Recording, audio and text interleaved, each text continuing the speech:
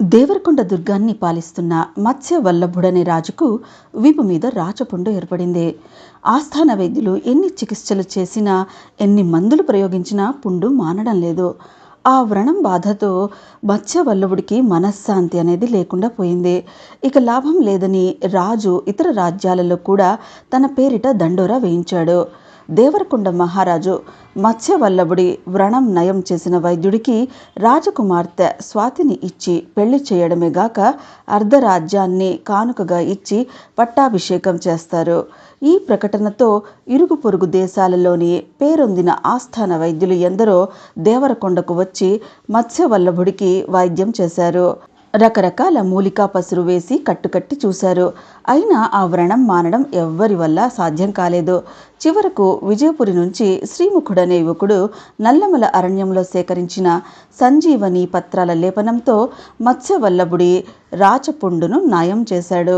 మహారాజు పూర్తి ఆరోగ్యవంతుడై స్వస్థత పొందాడు. ప్రకటించిన విధంగా యువరాణి స్వాతిని ఇచ్చి పెళ్లి చేయడానికి దేవరకొండలో అర్ధరాజ్యానికి రాజును చేయడానికి సిద్ధపడ్డాడు. కానీ అందుకు శ్రీముఖుడు తిరస్కరించాడు. మహారాజా, నాకు తాతల నుంచి నేర్చుకున్న వైద్యం మీకు రాచకురుపు మానడానికి ఉపయోగపడింది. అందుకు ఎంతో ఆనందంగా ఉంది. నేను ప్రతిఫలం ఆశించి వైద్యం చేయలేదు.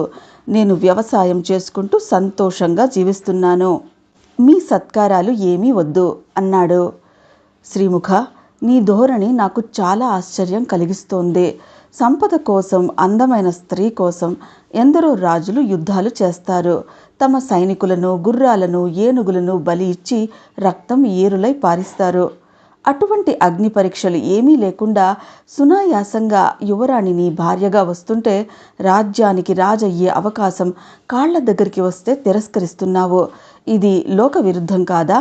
నువ్వు ఎందుకు ఈ అవకాశాన్ని కాదంటున్నావో తెలుసుకోగోరుతున్నాను అన్నాడు మత్స్యవల్లభుడు. మహారాజా, మీరే చెప్పారుగా, రాజ్యం కోసం, అందమైన యువతుల కోసం రాజులు రక్తాన్ని ఏరులై పారిస్తారని. అటువంటి రాజులతో వియ్యం నాకెలా? ఒకవేళ మీరు ఉదార బుద్ధితో నాకు అర్ధరాజ్యం ఇచ్చినా మీ కుమారుడు, రాజబంధువులు ఊరుకుంటారా?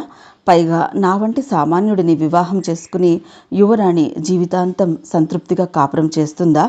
రాచరికం కత్తి మీద సాము. ఎప్పుడు ఇరుగు పొరుగు రాజులు దండెత్తి వస్తారో తెలియదు.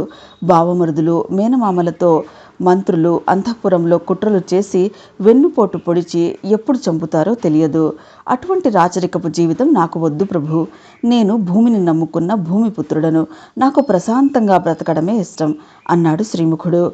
మత్స్యవల్లభుడు శ్రీముఖుడి అభిప్రాయాన్ని గౌరవించి విలువైన కానుకలిచ్చి విజయపురికి పంపించాడు.